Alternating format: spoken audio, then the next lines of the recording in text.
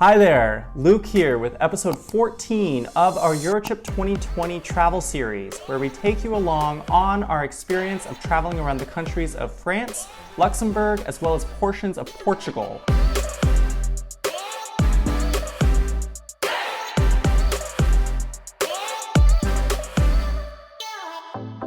If you watched our last video, episode 13, you'll know that we left off in the city of Saint-Tropez. We woke up in our Airbnb in the nearby city of Saint-Raphael and proceeded by train to Nice. Fortunately for us, Nice is one of the few cities in France that have luggage storage at the train station. Once we had our bags dropped off, we headed to the city of Cannes. Cannes is obviously most famous for the Cannes Film Festival, but we decided to check out some of the other things that make this city an attractive tourist destination.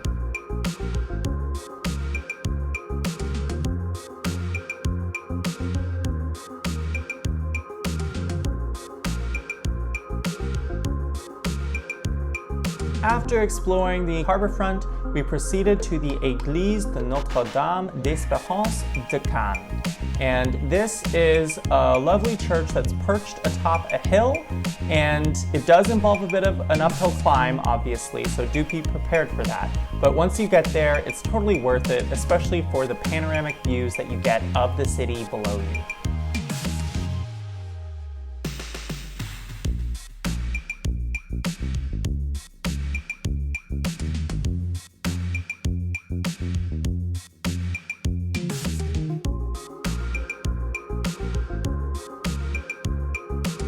You can visit the inside of the church as well, which is modest but is pretty. After this, we headed back down into the city and saw the Marché Fourville, which is a nice lively spot to see if you happen to be in Cannes. After spending about a half day in Cannes, we proceeded to the train station and went to the city of Antibes. Antibes, I found, was a really pleasant surprise because it was just a really nice, cute city to walk around and get lost along many of the narrow alleyways.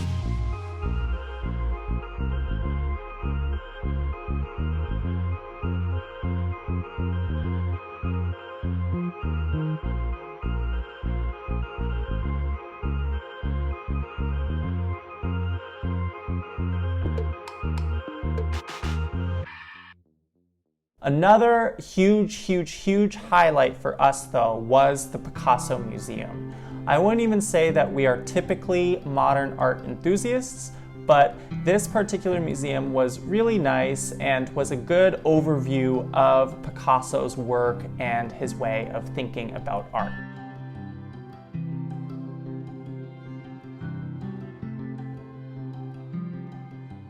We found in particular that we really enjoyed the outdoor courtyard area that does a nice mix of combining some of his modern sculpture work with the beautiful natural views of the water that you get from this particular vantage point. So even if you aren't a huge art lover, I would still recommend that if you're in this area that you should check out this museum. After visiting the museum, we decided to appreciate some more modern art by visiting Le Nomade. This particular art piece is found in other cities as well. I know that we saw it on a previous trip that we did in Frankfurt, but it is quite nice to see it here just because I find it's in a really beautiful scenic area with the water surrounding you. It had been a long day at this point. We started in Saint-Raphael and then went to Nice to drop off our bags and then went to Cannes and then went to Antibes.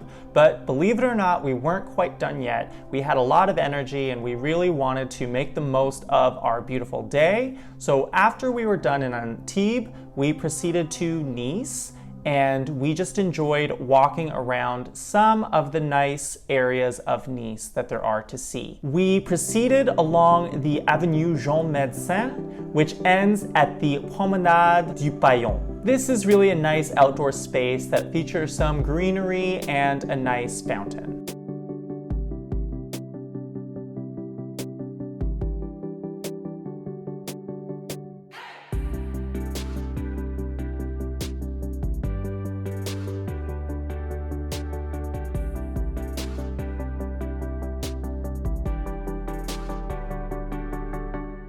From here, another nice spot to visit is the Nice Cathedral, which has quite an ornate and grandiose atmosphere on the inside.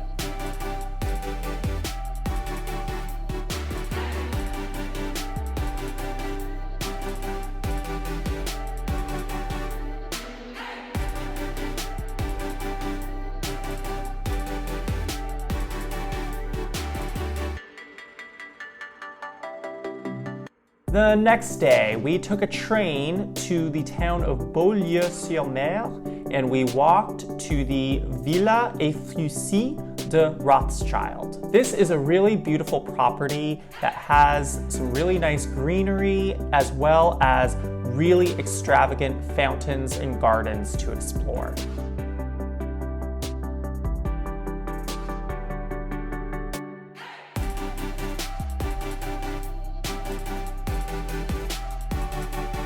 So if you're into well-curated gardens and beautiful fountains and nice estates, then this is a nice place to visit if you're in the Nice area.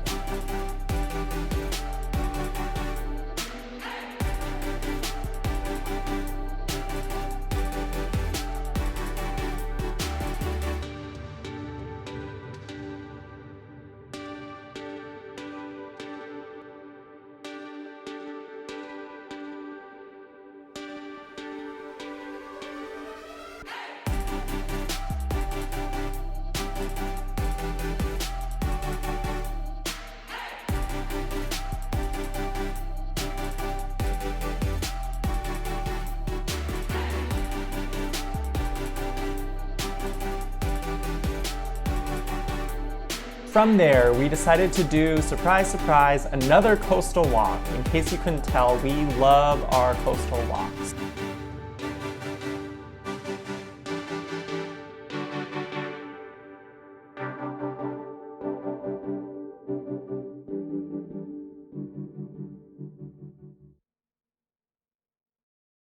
We did this coastal walk along the Saint-Jean-Cap-Ferrat peninsula, which just kind of snakes around the perimeter of this peninsula and offers some really nice views. We started in the town of Saint-Jean-Cap-Ferrat and then headed south along the trail. We did find that the eastern side of the trail was quite windy, so do beware of that.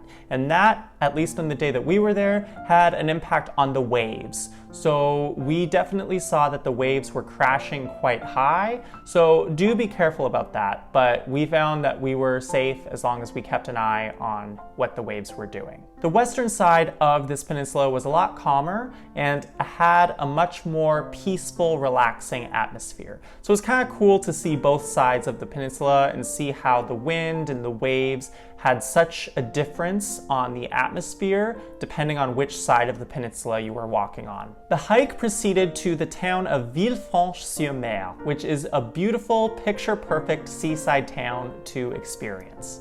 We decided to walk along its nice little waterfront, and we decided to sit and enjoy it with some smoothies at a local shop right there in town. They were delicious, and it was a great atmosphere to enjoy them. I couldn't believe my eyes when I happened to notice that my friend from Toronto from many years ago when I lived there happened to be in this same tiny town at the same time that we were visiting some family. So we reached out to her and finished up our evening catching up with my friend Gianna and just having a nice relaxing evening seeing her. A totally unexpected but very rewarding end to our day. All right, everyone, that is it for our experience in Nice, Cannes, Antibes, and Villefranche sur Mer. It was a whirlwind, but it was really, really enjoyable, and I hope that you enjoyed tagging along with us. Stay tuned for our next video in this series, where we continue to the Gorge du Verdon, which is sometimes referred to as the Grand Canyon of France. It really, truly is out of this world, so do not miss it. I will see you at our next video. Have a good one. Bye!